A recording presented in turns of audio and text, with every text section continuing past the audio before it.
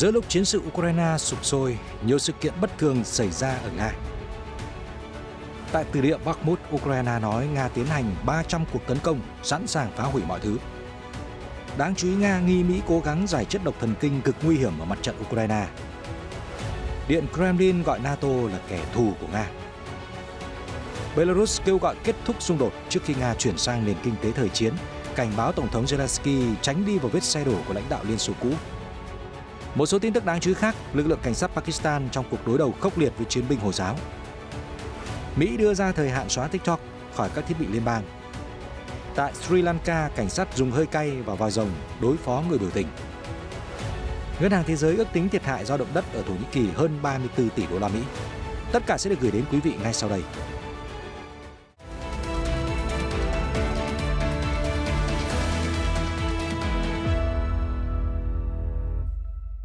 Chào mừng quý vị đến với chương trình tin quốc tế. Thưa quý vị, giữa lúc chiến sự Đông Âu vẫn đang rực lửa thì đã có nhiều sự kiện đáng ngờ xảy ra trên lãnh thổ Nga. The Guardian đưa tin sân bay Pulkovo ở Saint Petersburg đã tạm thời đình chỉ tất cả chuyến bay vào hôm 28 tháng 2. Diễn biến trên xảy ra giữa lúc có nhiều đồn đoán về một vật thể không xác định, có thể là máy bay không người lái xuất hiện trên vùng trời khu vực. Chính quyền Saint Petersburg đã đăng trên kênh Telegram nội dung xác nhận tạm dừng tất cả chuyến bay nhưng không nêu rõ lý do đình chỉ. Trước đó, hãng thông tấn nhà nước Nga TASS cho biết giới chức đã đóng không phận trong bán kính 200 km của sân bay Pulkovo. Một thông tin chưa được xác nhận do hãng tin trực tuyến Baza của Nga cho biết những động thái trên xảy ra có thể là phản ứng đề phòng với vụ một vật thể không xác định được phát hiện trên bầu trời Saint Petersburg. Giới chức Nga đã điều tiêm kích điều tra vụ việc. Đến trưa ngày 28 tháng 2 theo giờ Nga, TASS đưa tin các chuyến bay từ sân bay Pulkovo ở Saint Petersburg đã được nối lại. Ngoài ra, RIA Novosti hôm 28 tháng 2 cho biết là đơn vị ứng phó khẩn cấp của Nga đã dập tắt một đám cháy xảy ra tại kho chứa dầu ở miền nam đất nước sau khi một máy bay không người lái được phát hiện ở khu vực này. Một quan chức địa phương cho biết đám cháy xảy ra ở thị trấn Tuapse của Nga vào ngày 27 tháng 2 và lan rộng khắp khu vực rộng 200 m².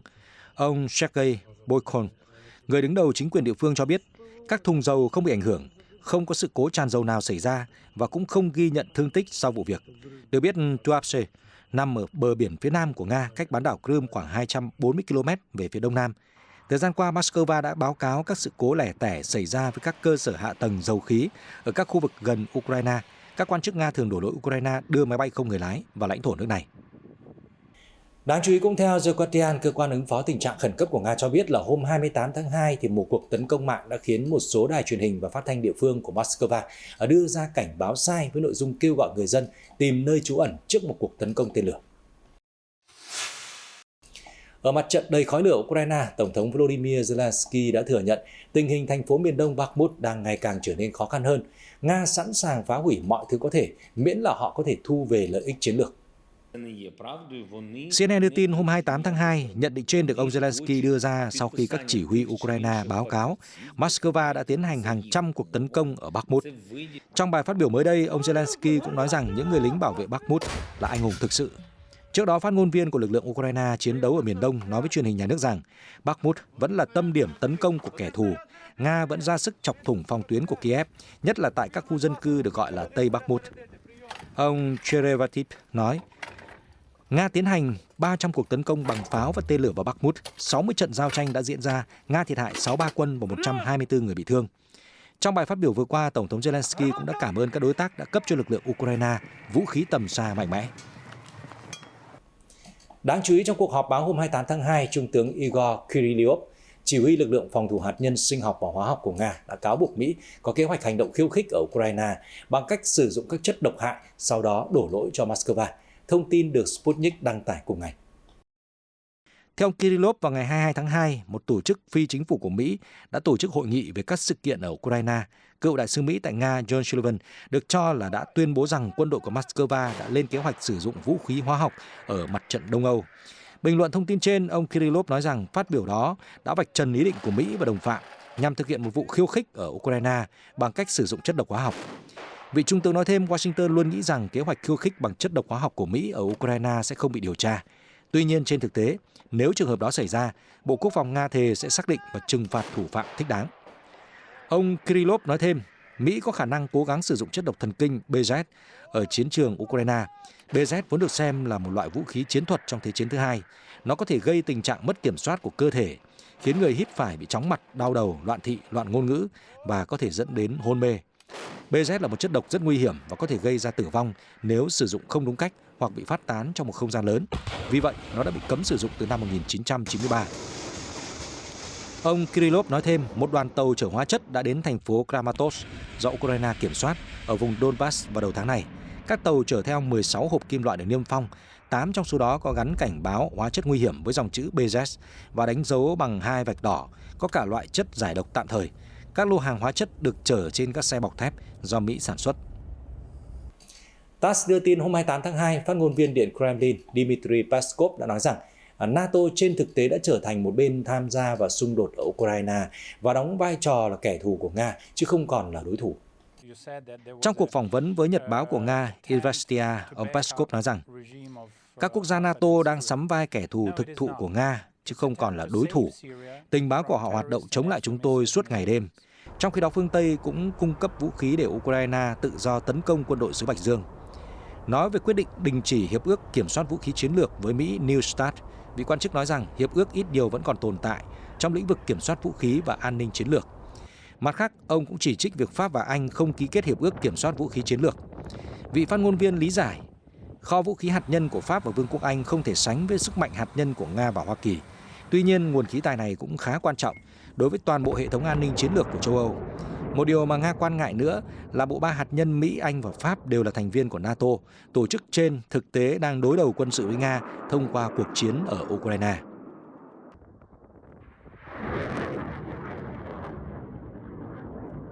Cũng trong cuộc phỏng vấn vừa qua với Izvestia, phát ngôn viên Điện Kremlin Dmitry Peskov đã có chia sẻ đáng chú ý liên quan khả năng đàm phán để giải quyết khủng hoảng ở Ukraine. Ông Peskov trong cuộc trao đổi vừa qua đã chỉ ra trước khi bắt đầu chiến dịch quân sự đặc biệt ở Ukraine, Tổng thống Vladimir Putin đã soạn thảo hiệp ước an ninh gửi tới Mỹ, EU, nhưng chỉ nhận lại sự phớt lờ. Nếu phương Tây muốn, họ đã ngồi vào bàn đàm phán, sẽ có những cuộc đối thoại phức tạp. Đôi khi các bên khó có thể hòa giải bất đồng. Tuy nhiên, điều quan trọng là vẫn phải xúc tiến thảo luận. Tuy nhiên, Mỹ và đồng minh đã từ chối điều đó, ông Peskov nói. Phát ngôn viên Điện Kremlin lưu ý thêm, phương Tây không còn khả năng làm trung gian hòa giải nếu họ can dự vào cuộc xung đột ở Kiev. Trong khi đó, lãnh đạo Ukraine vẫn không màng đến ý định hướng đến hòa bình. Vì vậy, chiến dịch quân sự đặc biệt của Nga vẫn tiếp tục. Dù vậy, ông Peskov nhấn mạnh Tổng thống Nga Vladimir Putin vẫn sẵn sàng tiếp nhận mọi thiện chí có thể giúp Moscow đạt được mục tiêu của mình. Tổng thống Putin đã và vẫn đang cởi mở với bất kỳ mối quan hệ nào có thể giúp Nga đạt được mục tiêu của mình bằng cách này hay cách khác, ông Peskov nói. Trước bình luận mới nhất của Đức và Pháp, người phát ngôn Điện Kremlin nêu rõ Moscow đã nghe nhiều tuyên bố của Thủ tướng Đức Olaf Scholz và Tổng thống Pháp Emmanuel Macron về mong muốn duy trì liên lạc với Tổng thống Putin, nhưng đến nay thì cả hai đều chưa đưa ra sáng kiến nào. Vị quan chức nói, chúng tôi đã nghe nhiều tuyên bố của ông Scholz và ông Macron. Họ nói rằng sẽ tiếp tục liên lạc với ông Putin để tìm cách thoát khỏi tình hình hiện tại. Tuy nhiên, gần đây không có sáng kiến nào được đưa ra cả. Được biết, các báo cáo gần đây cho thấy trong cuộc gặp tại Điện Élysée, cả ông Scholz và ông Macron đều kêu gọi Tổng thống Ukraine Volodymyr Zelensky bắt đầu xem xét các cuộc đàm phán hòa bình với Moscow. Cả hai nhà lãnh đạo thế giới đều nhấn mạnh trong cuộc gặp rằng ngay cả những kẻ thù không đội trời chung như Pháp và Đức cũng phải làm hòa sau Thế chiến thứ hai. Đại sứ Ukraine tại Estonia, Mariana Besa mới đây nói rằng ở trên thực tế thì Kiev đang bảo vệ sườn phía đông của NATO. Đây là một phần lý do thúc đẩy tổ chức liên minh quân sự này nên sớm kết nạp Kiev. Truyền thông Estonia ERR dẫn lời bà Besa cho biết thêm, Ukraine có một số ưu tiên trong chính sách đối ngoại, trong đó nỗ lực gia nhập EU và NATO là hai mục tiêu mà Kiev đã nung nấu từ lâu. Trong cuộc trao đổi vừa qua, bà Besa đã nhấn mạnh Ukraine đã được trao tư cách ứng viên EU vào năm ngoái và đang nỗ lực đáp ứng các khuyến nghị của Ủy ban châu Âu. Chúng tôi hy vọng các cuộc đàm phán gia nhập liên minh sẽ bắt đầu trong năm nay. Không có gì để cản trở quá trình này. Kết quả không thể đạt được trong ngày 1, ngày 2. Điều quan trọng là phải thúc đẩy đàm phán. Nói về việc gia nhập NATO, đại sứ Besa cho rằng Ukraine có thể trở thành một phần của NATO sau khi giành chiến thắng trước Nga. Thứ nhất, Kiev nhận ra rằng NATO là tổ chức duy nhất có thể đảm bảo an ninh cho chúng tôi. Thứ hai, Ukraine đang bảo vệ sườn phía đông của NATO. Trên thực tế, đây là minh chứng rõ ràng cho thấy chúng tôi có thể trở thành một phần trong hệ thống phòng thủ tập thể mà Liên minh quân sự đang xây dựng. Nỗ lực của Ukraine cần được công nhận về mặt pháp lý. Chúng tôi hiểu điều này sẽ mất một khoảng thời gian nhất định, nhưng chúng tôi vẫn sẽ kiên nhẫn vì đó là ưu tiên hàng đầu của Kiev. Chúng tôi muốn hội nghị thượng đỉnh NATO được tổ chức ở Litva sắp tới sẽ đưa ra tín hiệu rõ ràng về tư cách thành viên NATO của Ukraine trong tương lai. Trong khi đó, nói về cuộc chiến khốc liệt ở quê nhà, bà Besha thừa nhận tình hình ở các chiến tuyến đang phức tạp. Thật không may, Nga chỉ hiểu ngôn ngữ của nắm đấm và vũ khí. Đó là lý do tại sao Ukraine phải giành chiến thắng. Sau đó Nga sẽ phải trả giá cho tội ác của mình, nữ đại sứ kiên định. Ngoài ra, bà Besha cũng nhấn mạnh, mọi người phải nhận ra rằng Ukraine đang đấu tranh cho tự do của toàn bộ thế giới dân chủ, không chỉ riêng cho chúng tôi. Kiev đấu tranh cho các giá trị dân chủ, bao gồm tự do, nhân phẩm, nhân quyền. Hỗ trợ cho Ukraine là một khoản đầu tư vào an ninh của chính EU. An ninh thế giới ngày nay phụ thuộc vào tốc độ Ukraine giành chiến thắng trước Nga. Tổng thống Belarus Alexander Lukashenko mới đây đã kêu gọi các bên thúc đẩy giải pháp hòa bình cho xung đột ở Ukraine trước khi Nga chuyển sang nền kinh tế thời chiến. Ông còn gửi thông điệp nhắc nhở Tổng thống Volodymyr Zelensky tránh đi vào vết xe đổ của lãnh đạo Liên bang Xô Viết. Truyền thông Belarus Banta hôm 28 tháng 2 đưa tin, khi được hỏi về quan điểm đối với tương lai của cuộc xung đột Nga-Ukraine, lãnh đạo Lukashenko đã nói rằng, hiện tại chúng ta đang đối mặt với tình huống đặc biệt, đây chính là thời khắc để chấm dứt xung đột. Nếu bỏ lỡ, sẽ không còn cơ hội nào nữa. Tất cả phải hành động vào thời điểm Nga chưa biến nền kinh tế của mình thành nền kinh tế thời chiến. Theo nhà lãnh đạo Belarus, mục tiêu của Tổng thống Putin trước hết là đảm bảo an ninh cho Nga và chắc chắn không có nguy hiểm nào từ Ukraine. Ông Lukashenko lưu ý Nga sẵn sàng hướng tới giải pháp hòa bình. Họ đã làm điều này ngay từ những ngày đầu tiên, bao gồm tổ chức 2 vòng đàm phán hòa bình ở Belarus, sau đó là Thổ Nhĩ Kỳ. Tuy nhiên, Ukraine lại từ chối tiếp tục đàm phán, dù kế hoạch giải quyết mâu thuẫn đã được vạch ra. Tôi tin rằng phương Tây và Mỹ đã thúc đẩy Kiev cắt đứt mọi cơ hội đối thoại. Nga là bên đề xuất đàm phán từ những ngày đầu tiên, Belarus là bên tổ chức, nên chúng tôi nhìn thấy rõ điều đó. Nhà lãnh đạo nhấn mạnh thêm rằng tất cả cuộc chiến đều sẽ kết thúc trong hòa bình. Và xung đột Ukraine không phải ngoại lệ. Câu hỏi duy nhất là khi nào điều đó xảy ra, sẽ còn bao nhiêu người hy sinh nữa và là vì điều gì? Tổng thống Belarus nói rằng nếu một cuộc xung đột khác xảy ra trên thế giới thì mọi người ngay lập tức quên đi Ukraine, đơn cử khi quan hệ Mỹ-Trung leo thang và xung đột bùng nổ giữa hai cường quốc toàn cầu này, thế giới sẽ rời mắt khỏi Kiev. Ukraine phải hiểu điều này, do đó họ không có cách nào khác ngoài việc lập tức ký kết thỏa thuận hòa bình mà không có điều kiện tiên quyết. Nhà lãnh đạo Lukashenko nói thêm, Tổng thống Volodymyr Zelensky là một người tốt nhưng rất thiếu kinh nghiệm. Ông ấy cảm thấy vui khi được mọi người vỗ tay khen ngợi. Nhưng các bạn biết đấy, đó có thể là sự tán dương không mấy chân thành. Ông ta phải hiểu điều này. Lãnh đạo Ukraine đến phương Tây và được mọi người ở đó ca ngợi. Nhưng tôi phải nhắc ông ấy điều này. Khi trước lãnh đạo Liên bang Xô Viết Mikhail Sergeyevich Gorbachev cũng đã đến phương Tây, họ cũng ca ngợi ông ấy. Rồi kết quả là gì? Trước nhất, hãy quan tâm đến lợi ích của người dân và phải làm mọi thứ để ngăn chặn chết chóc. Người dân Ukraine là những người tuyệt vời, tốt bụng. Chúng ta phải dừng cuộc chiến này lại. Chỉ có một con đường duy nhất, đó là hòa bình. Tổng thống Belarus nhấn mạnh. Ở diễn biến khác đáng chú ý liên quan đến lo ngại an ninh ở khu vực ly khai của Moldova, TASS đưa tin hôm 28 tháng 2, cựu Tổng thống Moldova Igor Dodon cho biết quân đội Ukraine có thể tấn công Transnistria nếu nhận được sự đồng thuận của lãnh đạo đương nhiệm Maia Sandu.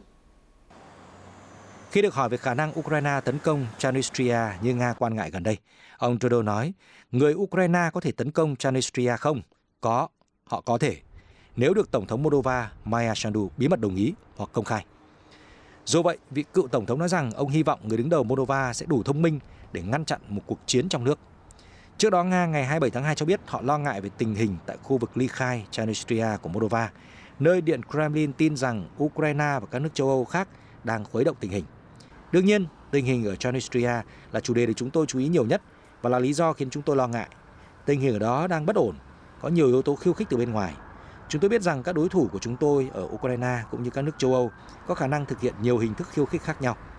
Reuters dẫn lời người phát ngôn viên Điện Kremlin Dmitry Peskov nói với báo giới.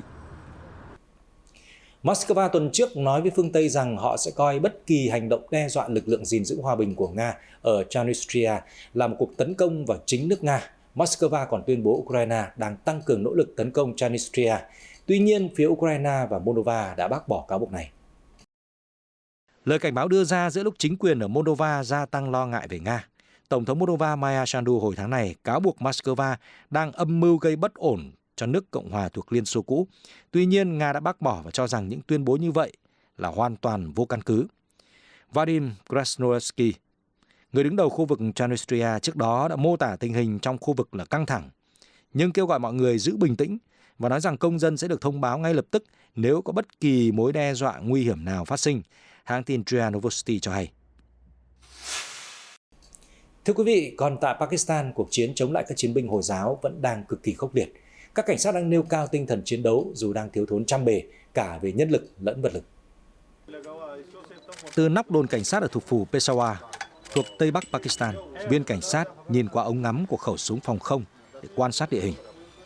Mục tiêu của anh ta là các chiến binh du kích Hồi giáo, những kẻ đã tiến hành hàng loạt vụ tấn công đẫm máu chống lại lực lượng cảnh sát tỉnh Khyber Pakhtunkhwa. Đây là một trong hàng chục tiền đồn rải rác trong khu vực đã phải hứng chịu các cuộc tấn công gần như hàng ngày của nhóm chiến binh. Trong đó có các cuộc công kích nguy hiểm như vụ đánh bom nhà thờ Hồi giáo khiến hơn 80 nhân viên cảnh sát thiệt mạng ở thành phố Peshawar vào cuối tháng 1. Các tiền đồn rất quan trọng vì chúng nằm giữa cái gọi là khu vực định cư của Pakistan. Trước đây, nơi này từng được gọi là khu bộ lạc. Ở giữa Afghanistan và Pakistan, các chiến binh bị truy nã gắt gao nhất thế giới từng ẩn náu tại đây. Theo Reuters, Peshawar hiện là một phần của tỉnh Khyber Pakhtunkhwa. Nơi đây đã trở thành điểm nóng với hoạt động của các chiến binh Taliban Pakistan, một tổ chức bảo trợ của nhiều nhóm Hồi giáo Sunni. Theo ông Shah, lực lượng cảnh sát của tỉnh đã chiến đấu với các chiến binh Hồi giáo trong nhiều năm. Trong vài tháng qua, tiền đồn ở Khyber Pakhtunkhwa đã hứng chịu 4 đòn tấn công lớn. Cảnh sát trong khu vực cho biết là họ sẵn sàng chiến đấu nhưng vẫn đang lo ngại tình trạng thiếu nguồn lực nghiêm trọng. Ông Shah nói vấn đề lớn nhất là nhân sự ít. Lực lượng cảnh sát tại đây có tổng cộng 55 người, bao gồm tài xế và nhân viên, để bao quát khu vực nhà ga và 8 tiền đồn trực thuộc. Gần đây, các chiến binh đã tăng cường sử dụng súng trường và máy bay không người lái để trinh sát, cũng như kính nhiệt do Mỹ sản xuất. Asari, cảnh sát trưởng của Khyber Pakhtunkhwa, cho biết các chiến binh đã thay đổi chiến lược và thừa nhận cảnh sát phải thay đổi để bắt kịp sự tiến bộ của đối thủ, nhất là khi các chiến binh đã chuyển sang dùng các thiết bị tiên tiến hơn. Taimur Jahara, quan chức tỉnh Khyber Pakhtunkhwa cho biết, chính phủ đang cố gắng hỗ trợ nhiều hơn cho cảnh sát, bao gồm tăng lương và mua sắm thiết bị, dù đất nước đang đối mặt với điều kiện kinh tế khó khăn. Pakistan đang đối mặt với khoản nợ chồng chất lên đến 350 tỷ đô la. Nước này đang phải cố gắng cắt giảm chi tiêu để tránh vỡ nợ. Chuyển sang một số tin tức đáng chú ý khác, Reuters đưa tin hôm 28 tháng 2, Nhà Trắng đã đưa ra thời hạn 30 ngày để các cơ quan chính phủ xóa hoàn toàn ứng dụng TikTok của Trung Quốc khỏi các thiết bị và hệ thống liên bang. Giám đốc ngân sách Nhà Trắng Shalanda Yang cho biết, tất cả cơ quan liên bang phải xóa ứng dụng TikTok khỏi toàn bộ thiết bị của mình nhằm bảo đảm an toàn dữ liệu. Được biết, lệnh cấm TikTok đã được Quốc hội Mỹ đưa ra vào cuối năm ngoái. Canada, EU cũng đã có động thái tương tự. TikTok do Byte sở hữu đã bác bỏ lo ngại về thông tin sai lệch và phủ nhận việc sử dụng ứng dụng này để theo dõi người dùng Mỹ. Được biết, quyết định mới của Washington không ảnh hưởng đến hơn 100 triệu người Mỹ sử dụng TikTok trên các thiết bị cá nhân hoặc do công ty sở hữu. Hồi tháng 12 năm ngoái, Quốc hội Mỹ đã bỏ phiếu cấm nhân viên liên bang sử dụng ứng dụng video của Trung Quốc trên các thiết bị do chính phủ sở hữu. Quốc hội cũng cho chính quyền Tổng thống Joe Biden 60 ngày để ban hành chỉ thị đến các cơ quan. Thưa quý vị, Trung Quốc đã tăng trưởng ổn định mức độ khai thác các chuyến bay dân dụng và tàu hàng giữa lúc đang nỗ lực đảm bảo vận hành mạng lưới hậu cần trơn tru để thúc đẩy phục hồi kinh tế. Theo Reuters đưa tin hôm 27 tháng 2. Theo dữ liệu do Hội đồng Nhà nước Trung Quốc công bố, tính đến ngày 26 tháng 2, số chuyến bay dân dụng thiết yếu của nước này đã đạt hơn 14.000, cao hơn 0,8% so với ngày hôm trước. Cùng ngày, hệ thống đường sắt đã vận chuyển hơn 11 tỷ triệu tấn hàng hóa, tăng 0,44% so với ngày hôm trước. Hơn 6 triệu 500 nghìn xe tải lưu thông trên đường cao tốc trên toàn quốc, giảm 10,26% so với hôm 25 tháng 2. Sản lượng hàng hóa thông qua các cảng đã được ghi nhận ở Trung Quốc hôm 26 tháng 2 là hơn 32 tỷ tấn, giảm 2,5% so với ngày trước đó. Đối với lĩnh vực bưu chính và chuyển phát nhanh, 328 triệu bưu kiện đã được chuyển phát nhanh vào hôm 26 tháng 2, giảm 0,6% so với ngày hôm trước, và 353 triệu bưu kiện đã được chuyển, giảm 1,1% so với ngày 25 tháng 2. NHK đưa tin hôm 27 tháng 2, cảnh sát ở Sri Lanka đã sử dụng hơi cay và vòi rồng để đối phó với đám đông biểu tình giận dữ. Những người này đã xuống đường phản đối việc chính phủ quyết định hoãn các cuộc bầu cử địa phương. Giữa bối cảnh đất nước chìm trong khủng hoảng kinh tế trầm trọng, những người ủng hộ đảng đối lập của Sri Lanka đã tổ chức một cuộc biểu tình quy mô lớn ở thủ đô Colombo. Họ yêu cầu chính phủ tiếp tục tổ chức các cuộc bầu cử địa phương vốn có kế hoạch diễn ra vào tuần tới. Người biểu tình đã đụng độ với cảnh sát, lực lượng chức năng phải dùng vòi rồng và hơi cay để đối phó. Một bệnh viện địa phương cho biết đã điều trị cho khoảng 15 người bị thương sau vụ việc.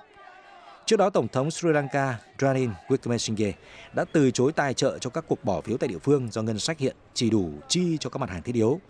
Trong một tuyên bố ngắn, Ủy ban bầu cử Sri Lanka cho biết thời gian tổ chức các cuộc bầu cử mới tại địa phương sẽ được công bố vào hôm 25 tháng 2. Ông Wickremesinghe nhậm chức vào tháng 7 năm ngoái sau khi các cuộc biểu tình chống chính phủ nổi lên trên toàn quốc. Tổng thống khi đó là ông Gotabaya Rajapaksa đã phải rời khỏi đất nước và từ chức. Nhà lãnh đạo Wickremesinghe đã đưa ra nhiều biện pháp cứu vớt nền kinh tế, nhưng những nỗ lực vừa qua chưa đủ làm yên lòng dân. Ông đang tìm kiếm một gói cứu trợ từ Quỹ tiền tệ quốc tế. Tháng 9 vừa qua, Sri Lanka đã đạt được thỏa thuận sơ bộ với Quỹ tiền tệ quốc tế IMF để đạt khoản vay 2,9 tỷ đô la. Tuy nhiên, thỏa thuận chỉ hoàn tất khi các chủ nợ nước ngoài của quốc đảo, bao gồm Trung Quốc, đồng ý tái cơ cấu nợ. Ở Nam Mỹ, Tổng thống Chile Gabriel Boric đã quyết định quân sự hóa khu vực biên giới phía Bắc của nước này để ngăn người di cư xâm nhập lãnh thổ trái phép, Reuters hôm 28 tháng 2 cho biết. Ghi nhận của Reuters hôm 27 tháng 2, lực lượng vũ trang đã được triển khai canh gác ở thị trấn biên giới Conchen và kiểm tra giấy tờ của người di cư. Trung tá lục quân Francisco Matus nói, chúng tôi đang thực hiện nhiệm vụ bảo vệ biên giới. Trước đó, chính phủ Chile đã ban hành một nghị định có hiệu lực pháp lý cho phép triển khai quân đội ở biên giới trong 90 ngày. Javier Garcia Choque, thị trưởng Conchen cho biết, quân đội sẽ đảm nhận 3 nhiệm vụ, bao gồm kiểm tra danh tính, rà soát hành lý và bắt giữ người di cư trái phép.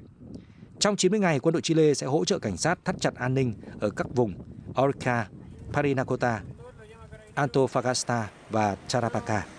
Trước đây, dưới thời cựu Tổng thống Sebastián Pinera, chính quyền đã cho mở rộng một con mương gần Conchen để giảm thiểu tình trạng di cư gia tăng bất thường. Giới chức Conchen tuyên bố, trong ít nhất 3 năm qua, số người từ Venezuela tìm đến Chile đã tăng lên.